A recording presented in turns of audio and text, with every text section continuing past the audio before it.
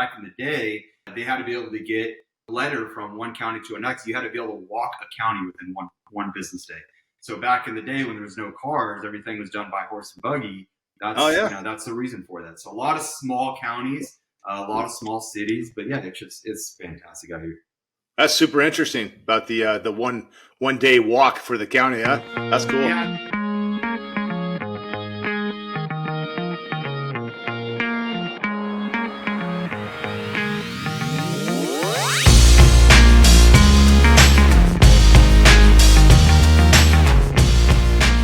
We're going to talk to another very successful, very experienced, well-trained real estate agent out of Santa Clarita, California, who's made the move to Georgia, had a stop by in Texas doing real estate in all of these states. We thought, what better to talk to a couple agents that have been in multiple states, seen real estate happening in today's environment and how that's looking for you and other people that are thinking of making a move into these different areas. I feel that we both have a lot of things to share. Robert, man, happy to have you on, buddy. Hey, Cash, man, I appreciate it. We go back, 10, 15 years now. I've known you for a while. You're a great guy, great family guy. And we had the journeys, kind of the same thing, but a little bit different. Yeah. You went north and I went east, and just that's what it is. But yeah, here we are. Super interesting dynamics, man. So Georgia, I mean, I was so shocked to hear that you went to Georgia, right? And I'm sure you're probably shocked to hear I went to Idaho. Like, where did that come from, right? Yeah, I mean, we're in California trying to figure out what our next move was. We love California, love Santa Clarita, selling real estate. It came a little bit easier because, born and raised there. Right. But I knew that I didn't want to spend my entire life there. So trying to figure out where I was going to go. Made a pit stop in Austin. We can jump into that a little bit. But yeah, here I am just north of Atlanta, right up into the mountains here. And man, I wouldn't change it for the world. Just absolutely love it. It's just the weather, the people, the cost of living is great. But I mean, there's so many benefits, that we love about it. It's amazing. But it's also because East Coast is new to me. People who come from the East Coast going to the West Coast think the West Coast is amazing. So I get it. But yeah, I just absolutely love it. Loving life out here. Right. What part how far from Savannah? I guess a lot of people know where Savannah's at, or Atlanta. Savannah's all the way on the east there, on the East Coast. Atlanta's kind of in the middle. I'm North Atlanta, so I'm about 45 minutes to get to Atlanta, not too far. Okay. Yeah, right going up into the mountains from Atlanta, right off 400 corridor, and that's where we nestled in, right by the lake. And right, really, that's what it comes down to. The lake is why we're here. Okay. And that was part of the reason we chose Idaho, because of the lakes, all of the outdoor activity, the hiking, the camping. That's just one big reason we came out here to Idaho. We're about a 12-hour drive to Santa Clarita, about a 2-hour flight. I'm back and forth to Santa Clarita all the time. So as I still have clients, I list their homes, help them find homes. I have a financial interest in a property there now, and I absolutely love Santa Clarita. Love going back all the time. I love when a client calls me up and says, hey, we need to get you over here. We're going to sell the house and buy another house. Great. I get to come to Santa Clarita again, So I like to come give them some personal service. And I also have an agent there, too, that works for me as well when I'm not around to help out. And office is still there at RE/MAX. So everything's just dialed in real nice in Santa Clarita. And with RE/MAX here in Idaho, too, you're with Keller Williams in Georgia, I believe, right? I am. Yeah, I was with, obviously we were with RE/MAX. Great. And that broker just dominated in Santa Clarita. And that's what shows that. And just the broker there, Dave, is just amazing. Amazing guy. Out here, I wanted to be with RE/MAX, but Keller Williams is just as good, if not better in the area I'm at. But it's really about being involved in the community. And this broker does just that. So, Keller Williams offices are different from each location, each state.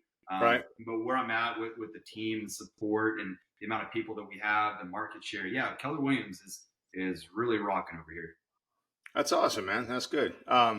What kind of population in the area you're in over there in Georgia? And tell me the name of the town again in Georgia. It's Cumming, Georgia. So Georgia. Okay. Yeah, it's just north of Atlanta, about 45 minutes. Now, the thing in the East Coast is we've been around for a while out here. There's a lot of homes. People have been, nestled in the woods here for a while. So although our population is about 300,000 in my town, very similar to Santa Clarita, I would say, the towns are connected. Versus out in Santa Clarita, you go to Palmdale, there's a little bit of, Acton, Argonaut, a little bit of that. But out here, it's town after town after town. It's all developed. So it's Really? different. Okay. You don't even know you're in another city when you are in another city. Okay. So it just kind of keeps blending in. Yeah, and it's kind of interesting fact. LA County is massive. That's what I'm used to, big counties. I can throw a rock from one county to another over here. And the reason for that is back in the day, they had to be able to get a letter from one county to another. You had to be able to walk a county within one business day. So back in the day when there was no cars, everything was done by horse and buggy. That's Oh yeah. that's the reason for that. So a lot of small counties, a lot of small cities, but yeah, it's fantastic out here. That's super interesting about the one day walk for the county. Huh? That's cool. Yeah, I learned that about a week and a half ago, and someone told me that. I'm like, you know what? That's going up here. Yeah. I'm gonna hold on to that one. That's awesome, man. Good. Well, that's what I love about Santa Clarita Valley is that population of roughly about 300,000 people there up north in LA County is that there's all these different cities up there. Your Valencia, Saugus, Newhall, Castaic, Stevenson Ranch, and then you hit on up to, Canyon Country, Agua Dulce, and Acton. And that to me is what I consider. A lot of people don't include Agua Dulce and Acton into their market in Santa Clarita. I do. I've always included those numbers into my statistics and everything as well. But all these different cities have so many unique dynamics that are so different from each other, from the horse ranches and, Valencia and Stevenson Ranch and Saugus, just a whole, and you got the hills and the canyons where you got more flatlands. You got people that want to be closer to the freeways or closer to the hospitals, or closer to all the shopping and the restaurants, which our restaurant game in Santa Clarita has been going up lately, which has been very nice. I'll throw a shout out there to some of my favorite places like Wolf Creek. Love going to Wolf Creek all the time, right? I bet you went there many times too. I have. Yeah. Mr. Sushi, all of them. Oh yeah, there you go. That's another good one. Yeah. My jam is Mr. Sushi. Another one of my favorite places of all time is Gyromania, Greek food, and oh my God, boy, talk about the garlic sauce over there. Break out your Tic Tacs after eating Gyromania, but boy, is it good, tasty. Yeah, what about La Casina? Can't leave La Casina out of it. Thank you. Yeah, how can I bring La Casina? My God, love that place. My favorite one is the one up in Saugus, by the way, just right on Seco and Copper Hill. The original one. That's the original one. Yes, so good. Yeah. So within Santa Clarita, there's so many people still moving there from LA. People wanting to get out of LA and the Valley, which you can't blame them for that. And they want to get into a nicer community. Even though Santa Clarita has grown so much, it still has this kind of a smaller town community feel about it. Mm-hmm. I mean, you could run into people that all over town. As you probably experienced that a lot, I imagine. Oh yeah, and a lot of people going out to Santa Clarita, the suburbs of LA, right? That's kind of the suburbs out here where I'm at. People are getting away from Atlanta, going out to the suburbs. But what's different about this area is that although there's a small subdivisions here and there's right across the street, there could be the ranch property. You don't have to go all the way to Agua Dulce or go to Acton. So it's a mixture of it all in between. Very interesting dynamics. Get cultures, different types of people. We get people from the north, the east, obviously the west coast. Just all blended in here. Okay, that's cool. Yeah. I kind of see that in Idaho too. It's like that too. I mean, we have a lot of country dairies and horse properties and things of that nature and lots of fields. But then there's just like all this development that is just coming in up here like crazy. And yes, Californians are just flocking into Idaho, and they have been for a long time. A lot of Washington and Oregon folks are coming this direction too, yeah, so it's really interesting to see how that's all forming and developing through the whole area. All right, what else do you see different back there in Georgia compared to Santa Clarita? I would say the seasonal real estate is a real thing out here. Santa Clarita, you're selling homes 365, 24/7. The weather's pretty consistent. It's always buying season in Santa Clarita. It's always selling season in Santa Clarita. But a lot of festive families from October, November, December really just hone in on their family time, not doing a whole lot of business. So we see the transaction count drop off quite a bit. Right after the middle of October, going into Halloween, definitely all through November, December, and then as you experienced January this year, 2024, it just changed everything with those interest rates. So typically, the week after Super Bowl is that spring fling out here. So it's very seasonal. A lot of people are trying to move for, the kids' schools and whatnot. We have a huge focus on great schools where we live. So a lot of people are moving during that time. But yeah, it is very seasonal. So it's different how I run my business. Before it was, prospect, 12 months of the year. And here it's prospect for 9 months of the year, and 3 months is working on my business, not in my business. So it's a little bit different how I approach my business, but I'm learning as we go. Okay. Yeah. That's how it is in Idaho too. I mean, things kind of shut down around after Thanksgiving around here, especially like you said, just around Halloween time there. It gets cold. We get some snow.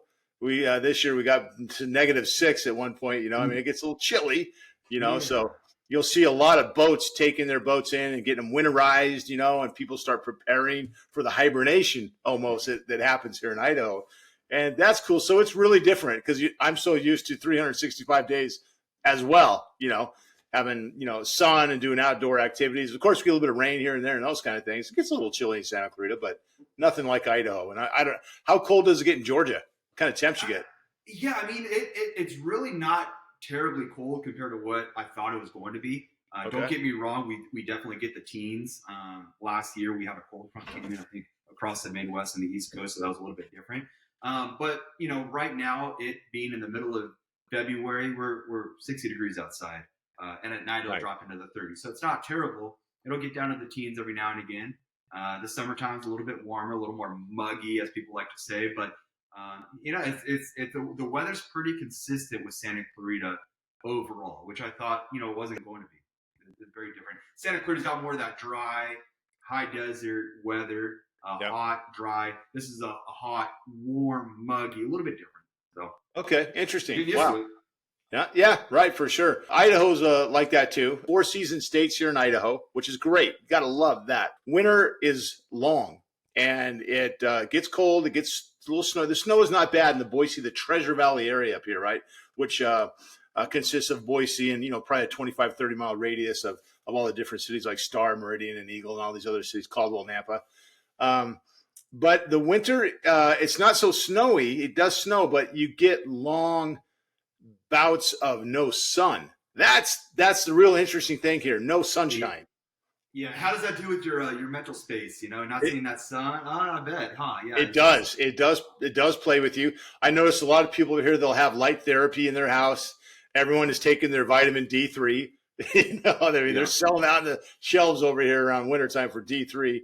And then a lot of people that have lived here a long time and can have the luxury to do this, then they'll find another property in Arizona. It seems to be the popular location. A lot of Scottsdale and Phoenix and golfers going out that way. Mesquite, maybe even. That seems to be what comforts people through those long winters with no sun here. So just know that if you're thinking of moving to Idaho, you're hearing it. Honestly, this is the deal. It's 4 seasons, yes, but winter's a little long and there's not a lot of sun. And you know what? If they don't want that, they can always come to Georgia because we do have 4 seasons and they're short. So come on over here if you don't like it. Okay. Georgia's sounding. We got it all. We got the spring, we got the summer, we got the fall, we got the winter, and all 4 seasons are beautiful. I would say the winter's a little more dead because that's when the grass dies versus California. That's when it's growing, everything's going green. But it's the summertime is the rainy months. It's green, it's beautiful. It's just got different seasons. It's very different. Everything goes dormant in those kind of places, right? Right. Grass, the Bermuda grass goes dead in that wintertime. Oh yeah, it grays up. Idaho's the same way, exactly. Right. I spent time in Nashville, Tennessee a lot too, and now same thing there. It's beautiful, beautiful, very, very green, but in the winter, everything goes brown and gray. Yep, exactly. We got a little bit of different beaches. Our beach isn't 45 minutes away like it was in Santa Clarita, but we have Destin, Florida. We got the Carolina shores, we got the Alabama shores. We got a lot of different stuff, and oh my goodness, the water is so much warmer. We used to go to Huntington Beach out there in Southern California. Beautiful. Cost of living was outrageous. Out here in the beaches, when you go out there, the water is just warm. And it's just unreal, like bath water. Really beautiful. I didn't think that was going to be a thing, but I guess it is. It absolutely is. So even like in Santa Clarita, it's so well located, right? I tell people that all the time that are going to move there from LA or wherever, other states. Santa Clarita is so well located, just out of LA and the Valley, just far enough, but not too far away. And then you got the beaches close by, 35, 45 minutes, you're in Ventura Beach. Up the coast a little bit, you're in Santa Barbara. Maybe you want to head south the other direction a little bit, you're in Malibu. All these beaches are so close to you, so easy to get to. And then you got the mountains, Mountain High and, Lake Arrowhead and Big Bear is not far as well. So, I mean, you are dynamically located right there in Santa Clarita. It's awesome. So in Georgia, where you're at in Cummings, Georgia, how does that look, to get into Florida and some of these big beaches and things? I know you got lakes everywhere, but how about the ocean? The ocean is about 5-6 hours from me, no matter which way I go. If I'm going to go to Savannah and go east, Okay. if I'm going to go down to Florida, it's about 5-6 hours. And if I go down to Alabama, maybe a little bit longer. But what's different here is, I still have the mountains about an hour from me, not snowboard or anything like that. But we're closer to a lot of different areas, being able to go to Raleigh, be able to go into, Tennessee, check out that area, head up north and want to go into like Chicago, let's say. I can drive to New York. And that's just insane to me that I can be over here and drive to New York, by tomorrow if I want to. Really? So like 12 hours? Yeah, I don't know exactly how far, but I know it's less than 24 hours, so I can get there tomorrow if I wanted to. There's a lot of amazing cities that I can go to within about 4 or 5 hours from where I'm at. Santa Clarita, you have like Vegas, you have different, San Diego and stuff like that. Ours is going to be a little bit, different with Knoxville and Nashville and stuff like that. Gotcha. Interesting. Well, I sure have seen a different vibe with people here in Idaho, compared to California, which is super interesting because half of Idaho is full of ex-Californians, to be honest with you. It really is. What are you seeing out in Georgia in your neck of the woods as far as the attitude, people, anything that stands out to you from California? We have a lot of people that are still local, who aren't going to leave. They're never going to leave. They don't want to go north. They don't want to go east. They don't want to go west. The only place they're going is to Florida to retire, to be honest with you. But we also get a lot of people from the north and from the east and from the west. And when they come here, I think they come with a different mindset, versus Southern California. It's go, go, go, hustler mentality, got to be on your A game, always look good. People out here don't care about that. We got the people that drive around in their nice cars, but to be honest with you, it's more about the family, about having a good family life, a good household area, and enjoying what you have. Versus it was very much of a rat race depending on where you were at in LA, right? So you're keeping up with the Joneses. So you still get a mixture of that, me being one of them, coming here with different expectations, and then almost get a little bit of a reality check when you get here, like, hey, that's not really important to a lot of people out here. So it's nice. It's nice to have a little bit of a culture mix. But yeah, we see people from all over, so you get different personalities. Okay, that's awesome. Yeah. I see some differences with some of the Idaho people up here. Some of the people born and raised in Idaho, boy, they love their state like nobody's business, man. Mm-hmm. And you could tell they're really not going anywhere. And some of them have done like I said, talking about getting second place in Arizona, perhaps that's always happening. Some head to Palm Springs, California, to get a place down there, but you've got a lot of people into outdoor activity. I mean, in the winter, there's snowmobiling, there's skiing, there's snowboarding, whatever's happening, that's what they're doing. And then in the summer, of course, the lakes, a ton of surf boats out here, a ton of people wakeboarding. You see them everywhere. They just come out of the garages, and you got boats everywhere. And lots of lakes to go to. And then kayaking in the rivers, that's a real popular thing here too. And big family stuff here. A lot of athletics in the schools out here too. Oh my gosh, there's just so much going on. And of course, we got Boise State with their football and basketball, but just even the high schools out here, and probably the same thing in Georgia, I bet, where you've got these like family type communities, but there's so much emphasis into the schools and into the sports programs there. Do you see that there in Georgia? Oh, I mean, college football. I mean, we're here in Atlanta and just all the areas around us. College football is what it is out here. That's what people live and breathe for. Of course, you got the NFL and whatnot. So got a basketball team, so got a baseball team. But with the mixture of sports, you also have people who are very much into hunting, very much into fishing, and being with one with nature kind of thing. But yeah, we have a mixture of all of it. And it really depends on what part of Atlanta you live in, because that's going to be your demographics. That's going to be what you're there for. For example, living in Forsyth County is the name of the county I live in, Forsyth County. Being right here on Lake Lanier, we see boats everywhere. And we're not talking about just surf boats. We see a lot of fishing boats. There's a lot of fishing out here, which is great. And I love seeing that. I love to fish myself. So we also have the rivers as well. So people do a lot of the river floating, going up and down those. Doing that on the weekends. A lot of fun there. But the hunting is just something that I haven't really experienced. Coming from Southern California, there was nothing really to hunt. All the wildfire killed all the wild animals, so there was not a whole lot of that. But out here, just constantly a lot of hunting out The only thing we hunt for is parking spots when we go downtown LA, you know? That's right. Yeah, that's about that, it. that could get interesting at times. But that's why we stay in places like Santa Clarita, just kind of get away from that whole thing, you know? Right, Again, right. it's Yeah, not too and far like away, you but it's just far enough. and like you were saying, Santa Clarita, this location of it, people come to get out of LA. They come to Santa Clarita, the cost of living, but you also get amazing schools. And out in Santa Clarita, you have great schools where you don't have to pay for private schools.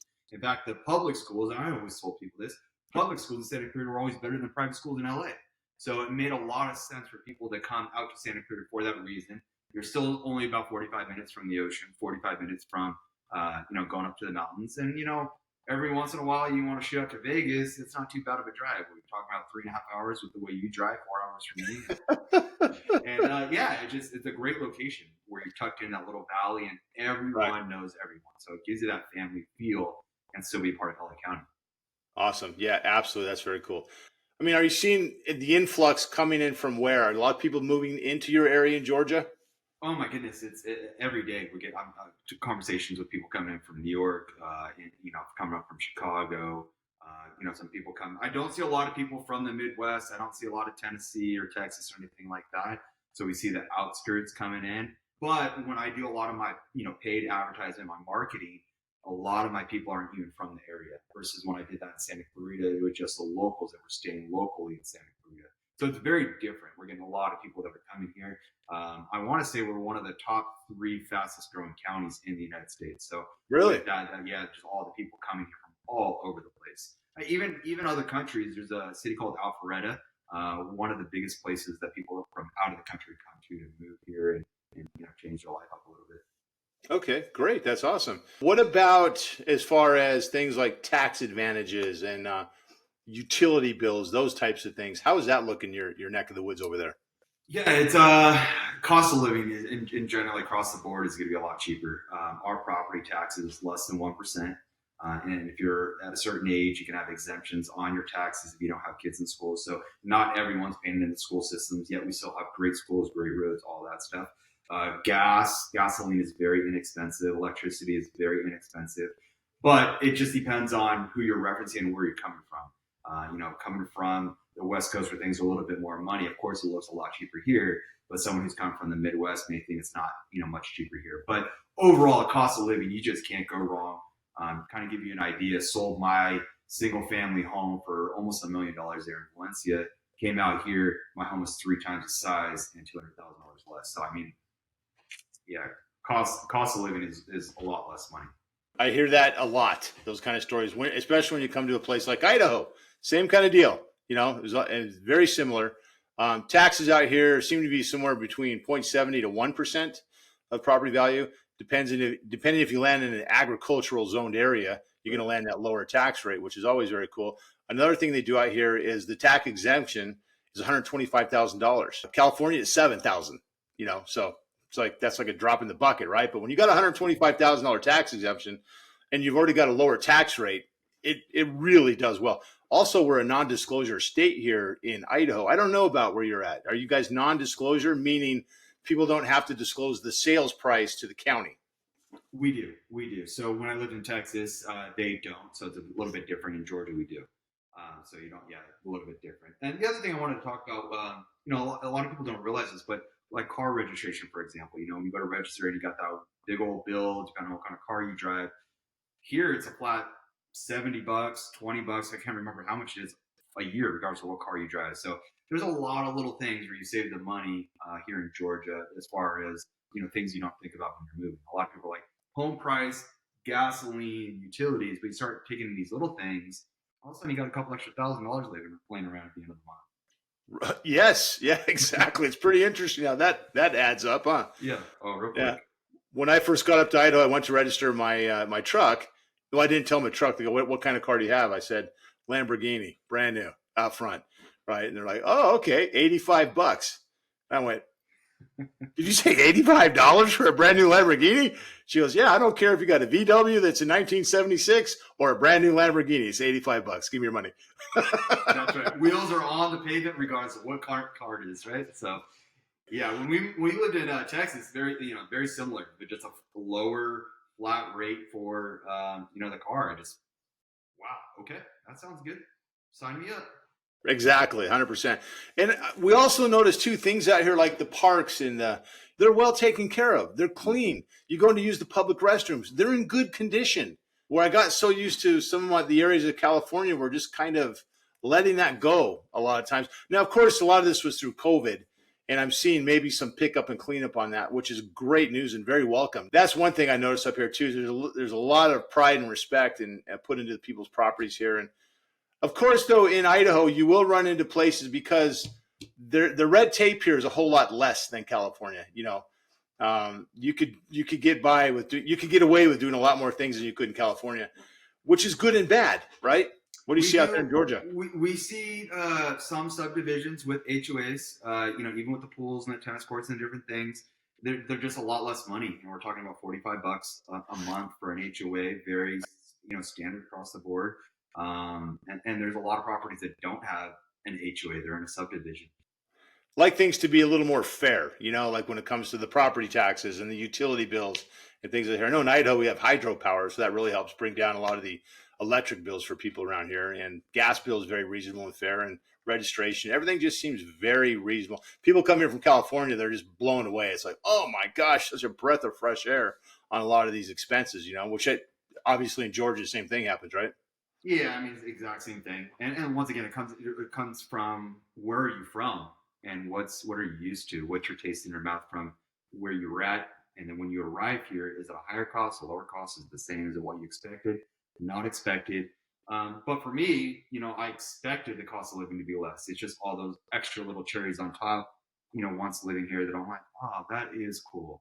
How do they do that? Why don't they do that in more states or more cities? But Right.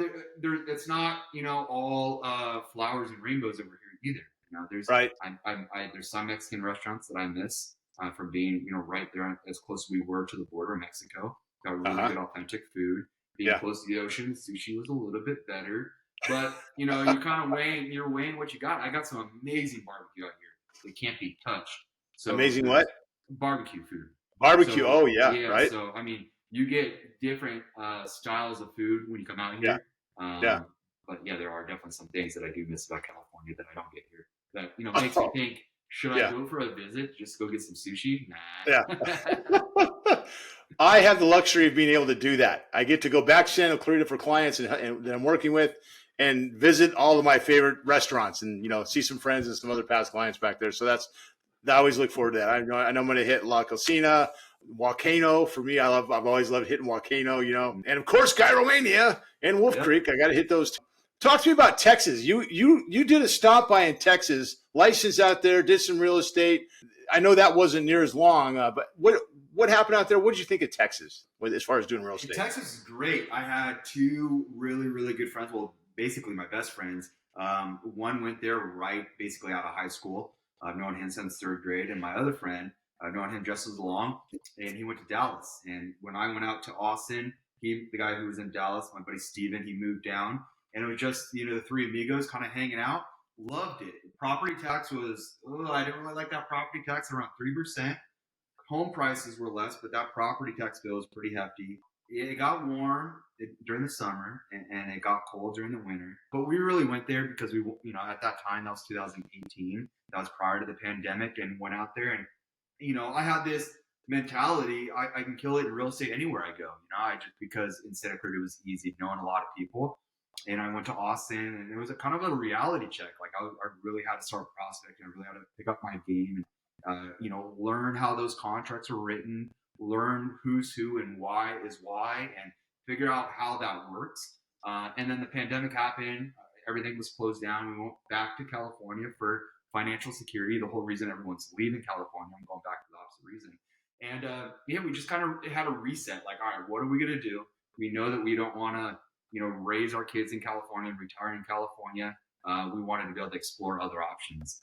Had a buddy that was on the lake that I live, and that's what helped us bring us out to Georgia. But I mean, Austin, Texas was phenomenal. We just did the people, that southern vibe, but you also had a lot of people from California as well.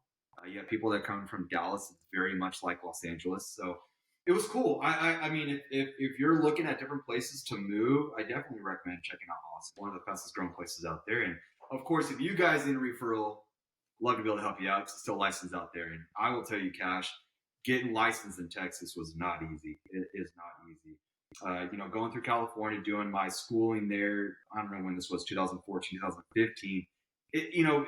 The schooling wasn't too long. Texas was twice, 3 times as long to get the schooling. So when I moved out there, it wasn't, hey, I have a California real estate license. It's no, you start from the very beginning. So I had to go. I didn't know that. I had to work all the way through that to get licensed. Georgia is reciprocal with California. So because I have a license here, I have a license there, kind of thing. Right. They have reciprocity in Georgia, and Idaho does as well with California. So, which means we just need to take the state test because we've already done the national portions, but then you have to learn all the ins and outs of those state laws regarding real estate, and so many differences too between California and Idaho that I've learned and seen about the real estate, how things are done, contingency removals, amount of EMD, the basic or average EMD amounts that people put down, things of that nature. Just a different way things are done out here because it's all the basic fundamentals are all still there. There's just a couple little differences with the contracts and how they all work. Have you seen that in Georgia too? Oh yeah, it's 9-day difference. In California, I can list the price just slightly under market value and let it build its way up way over market value and sell it, and we all move on. And out there in California, people got to remove their contingencies. They got to actually write it and remove it and say, I want to remove it. Out here is, hey, buyer beware. It's day 10. Tomorrow's day 11. You're out. There's no removing it. You better you better do your own due diligence. So that was a little bit of not a learning curve, but something that you have to know as an agent because you're here to protect our clients. So things were different with that. The lingo was different when I came over here and I started talking out of my ASS basically, as far as like what I knew a lot of stuff from my California lingo, and I come out here and people are like, what did you say? What does that mean? What is that? Right. I'm like, what do you guys mean you don't know what I'm talking about? So I had to learn a little bit of the lingo and figure out how to really put my clients at an advantage when buying or selling real estate. So the fundamentals of selling real estate and getting in front of the right people, nothing changes, right? People got to work with someone they know, like, and trust, and nothing's changed and nothing's different over here.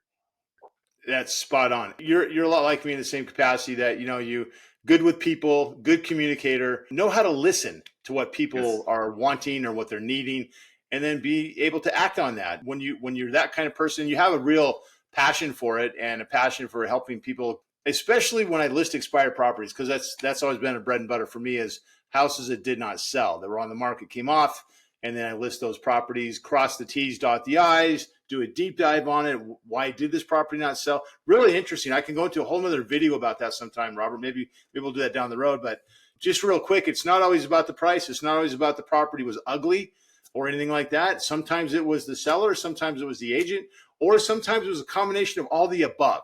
But my job as that agent is to get in there and I have to be very assertive. You got to be very assertive and get in there and be able to share truthfully and straightforward with people without offending them, but just, educating basically. Here's what I see. Here's what needs to be done. And then we could get your property sold. You're exactly what you're saying is it's just that, so many people think that an agent's going to go put a sign in the grass and wait for phone calls to come in and sell the home. Or they think, if you're going to go look at homes, let me see how many doors I can open until we find the one that you feel good about. And I tell my clients all the time, that's not what I'm here for. That is not what I'm here for. I'm here to protect you, keep you in line with your real motivation and why you're going from point A to point B. And let's get you there. And let's get you there making the most amount of money in the time frame that you want, whether you're buying or selling, and really be able to listen to people. And I think that's a great point that you said, because I've always been able to have a good conversation with you because I always listen to you and you always listen to me. There's a lot of conversations like, man, who's behind the eyeballs? Are they even listening? They're not even talking about the same thing anymore. So having that little niche and being able to do that goes a long way.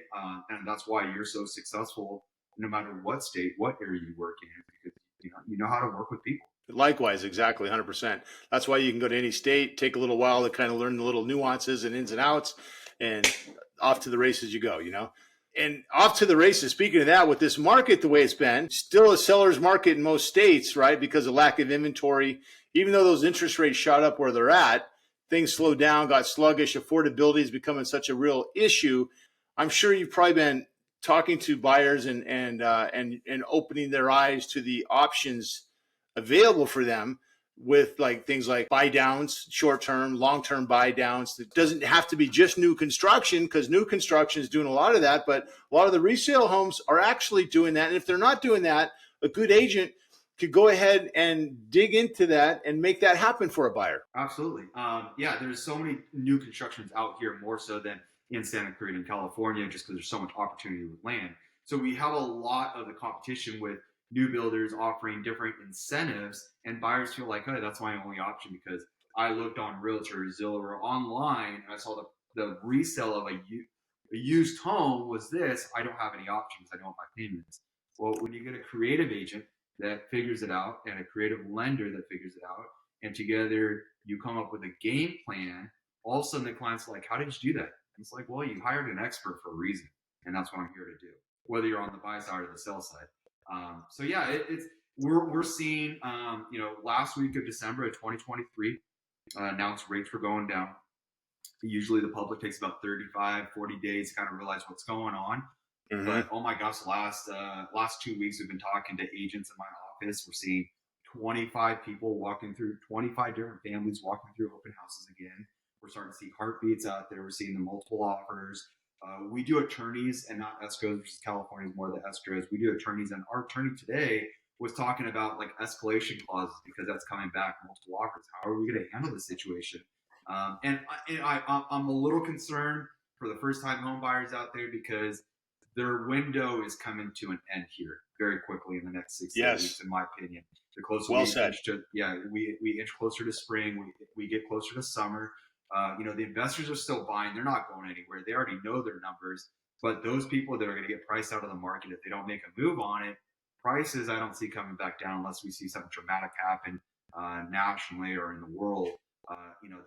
We have a supply and we have a demand issue. There's a lot of years that, for whatever reason, 2008 and even the pandemic, that the building wasn't going on, but yet people are still having babies and people are still being born every single day. The population is growing. That hasn't changed, but we just don't have enough inventory here, over there, Idaho, no matter where you go. So as a first-time home buyer, it's that time where you got to kind of swallow your pride and not wait for rates to go back down. You got to get in there because, I've been talking to clients since 2015 who didn't buy then, they can't buy now. And, I can't do anything about that now. I can't give you a magic pill to make the sellers drop 100 grand for you. Exactly. Robert, one thing that I've run into too, and I bet you have as well, is a lot of buyers, a lot of first-time home buyers especially, or just any buyers really, but they go to the internet, they go to YouTube, wherever they're going, and they hear these stories and these different agents or the media that's just using all these different hooks of negativity to get people pulled in. And half the time when you do listen to the story, it's not as bad as it seemed in the beginning, right? You start to unveil some of the positivity in that storyline, but it's the hooks that get people pulled in. And it's so interesting when you get with a buyer that's, they've done all their research online and they have this knowledge now, this knowledge base of online knowledge, basically, that they're going to throw on the table for you. And now it's my job to kind of look at that, digest it a little bit and then kind of explain, well, I see this could be truthful and this is really not, so right. Someone's got to be able to kind of have that chat with them and educate them so they can make the right decision going forward. I imagine you probably run into that kind of thing too. Yeah, you get first-time home buyers, and from whatever ear they heard it out of, someone bought a home 5 years ago is telling them how my job should be done as far as getting them a home, or why not to buy or why to buy. My biggest thing, and it's on my YouTube channel, is every Monday I do a market update. And the reason for that is because my market is different than your market, and my market's different than Southern Georgia or Northern Georgia or what have you. So when you have these Yahoo and CNN saying these things, although they might be a little true, does it necessarily affect that buyer or seller? Maybe not. And so when I do these market updates and I really break down the numbers and the numbers don't lie, they kind of understand, this guy does know what he's talking about. The statistics show this, or, hey, days on market are dropping, which means that the homes are getting higher asking price. So, we kind of paint the picture really well here. But it's very easy to get sucked in, whether it's on social media or the news or what have you, to be able to hear that and then sit back, right? And people aren't growing if they're not making those changes, getting outside of their comfort zone. First-time home buyers, to put up 3.5%, 3%, 5%, whatever they're putting down, it's very hard. And for them to come meet me and not know me and trust me, I can understand that. But when I provide those numbers and I provide the last year of showing those updates every single week that I know what I'm talking about, then we as good agents can take the control of that conversation back and say, no, no, no. My job is here to protect you. In fact, there was last week, there was a buyer that I was working with, and she's so close to being priced out of the market. And I had to have a heart to heart and a one-on-one, like, if you're not ready to buy right now, I don't want you to feel stressed out to buy. Of course, I'm going to make a commission, and yeah, that's great. But my job is to protect you and make sure that you're making a sound financial decision. And so to be able to really dive into it and break down each person's situation, whether it's a good situation or a bad situation, I can help them get to the goal of whether they want to buy or sell and do it at a smart pace. Absolutely. It's really interesting when I'm especially a first-time home buyer, we go to look at a home and they fall in love with it. I'm always looking for the negatives, and I will point the negatives out to them. Whether it's like, hey, have you looked over the fence to see what kind of neighbor you got in the backyard over here, or have you looked at maybe the power lines going right over the back? Because I know that in the future they're going to call me to sell their house. Hopefully, call me up and then I'll come sell the house. Now these are things I'm going to have to contend with as well. Like, well, when you bought this house, there's a power line that didn't go anywhere; it's still there, right? Right. And the neighbor. Right, exactly. Or, you got a prison around the corner, whatever the case might be. But you want to look at all these things. And I always want to point that out to first-time home buyers or any home buyer, because even someone that's bought many homes, we're talking our upper $1 million plus buyers, they get so excited about a property, sometimes they overlook something. But I'll still point it out to them. I would love to write the offer for you, make this deal happen for you. But, let's make sure that we're kind of taking a minute and looking everything over, because too, that a lot of times then that'll come out in the wash once we've already started the process. And then now they're looking at the property a lot more. They're coming in a lot more. We're doing inspections. We're doing appraisals. And then they go, oh, God, I didn't even notice that. Well, okay, now let's talk about that. In a state like Georgia or in Idaho, and that timeline has already passed or elapsed, well, now you really put your earnest money deposit into a position. We as agents want to protect that for our buyers as well. So much involved in it as being an agent that really wants to be around for the long haul. And we understand that making money in this business is not about the one deal, but it's about being there for every deal and sale, and a family member you might have, or a good friend that you want to refer to somebody that you can know, like, and trust, and know that they're going to really bring a lot of knowledge and get the deal done for you in the right capacity, right? Yeah, and I mean, there's agents that I coach, and what's the first thing that when you're working with a buyer that you want to do or that you need to do? And I always emphasize that you need to meet with a buyer and have a buyer consultation. You need to find out what's really important. Where are the push pins on their body that are sore that we need to talk about? Because I'm not here to be your emotional support. That's what a therapist is for. Although we are therapists, I'm here to be able to, I mean, that's what it is. I'm here to protect you. And although you might like the way that front door looks, this is a bad buy because A, B, and C. But when you do those buyer consultations, and I tell my agents to do this, it makes a big difference, because what happens is they get under contract and everything goes smooth. Instead of putting out fires constantly for 30 or 45 days while under contract because you're fighting with the buyer on everything. And unfortunately, it's too easy to get licensed out there. And it's too easy to go find a realtor online or Zillow or get connected by paying some money. And they just don't have the protection that most of these people really, truly need. Well said. Spot on. 100%. I wish that companies like the National Association of Realtors and the state government bodies would go ahead and educate people more in that capacity of what a realtor really does. I had one client thought that I was salaried. Number one. Number two, I've had people think, well, all you guys do is open a door, write an offer, and you make a bunch of money. I've never really had that happen. And if a transaction goes really smoothly, that's because you had a really good agent guiding you through the whole process and putting out any potential fires in advance, so they didn't happen, right? So that's in my opinion, that's a good agent that you've got working for you there. And there's lots of good agents out there, and there's lots of them that got their license and maybe just to buy their own property. But again, they don't stay up with the changes in the contracts, the changes in the laws. They're not in this to win it. They're in it to maybe just save a few bucks. That's not the agent you want representing you and your family, right? Right. Absolutely. Yeah. There's a huge turnover with real estate agents, especially the last 18 months. A lot of them got out of the game because they don't know how to service their clients at a high level. And when they don't know how to service their clients at a high level, they don't get referrals. And so when the market changes and everyone's chasing the three leads that are on the internet in one city, well, it makes it kind of hard. So they get out of the business. But the agents that take care of their clients, they have that referral business, and they do what's right in the beginning, not what's right for me, but what's right for the clients, it goes a long way. And it may not be easy in the beginning, but it pays dividends down the road because you can be a long-lasting agent and make plenty of money in this business, but just by taking care of people the right way. But there's not a way to go meet a stranger on the street and be able to sell them on me that, I'm a good guy. I got a tattoo sleeve, I got tattoos on my chest. Well, I'll tell you one thing, Cash. I know real estate. I know how to protect my clients. And unfortunately, without me talking, it's hard competition against the guy that gets a good photo shot, puts it on Zillow, and says, "Hey, I can be your realtor."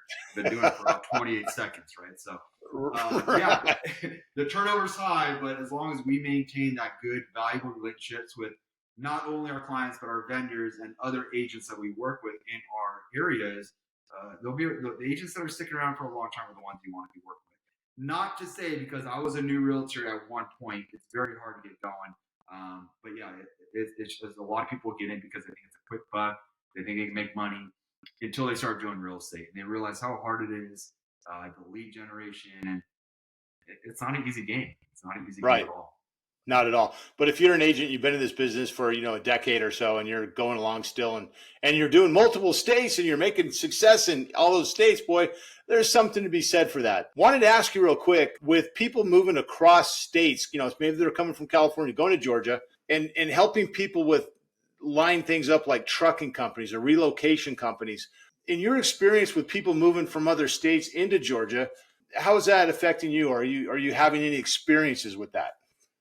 I'm seeing people just because of Google and my YouTube channel and the social media. That's where a lot of my leads come from. A lot of people are reaching out to me. It's like, "Hey, Rob, this is my situation. How can you help me out?" So I get that a lot, which is great because I can take the horse right away and guide them exactly how it needs to be done. Let's start with the property that you're selling. Even though I'm not selling it, let's take a look at it. Let's see how much money you're pulling out of it. What does this really look like? Just because you pulled out a calculator on Zillow and you figured out what your equity is going to be or what you're walking away with, let's see what the real number is, because $20,000, $30,000, $40,000 can make or break someone making that decision to move. So number one is finding out what that motivation and why they're moving, whether it's work, family, health, you name it. Number two is setting them up with an agent that's like-minded on the other end to help them sell the home. Not because I want them to help this other agent, but because I want to be able to have control and be able to know exactly how this process is going to go. My biggest saying, and we talked about it earlier, is communication.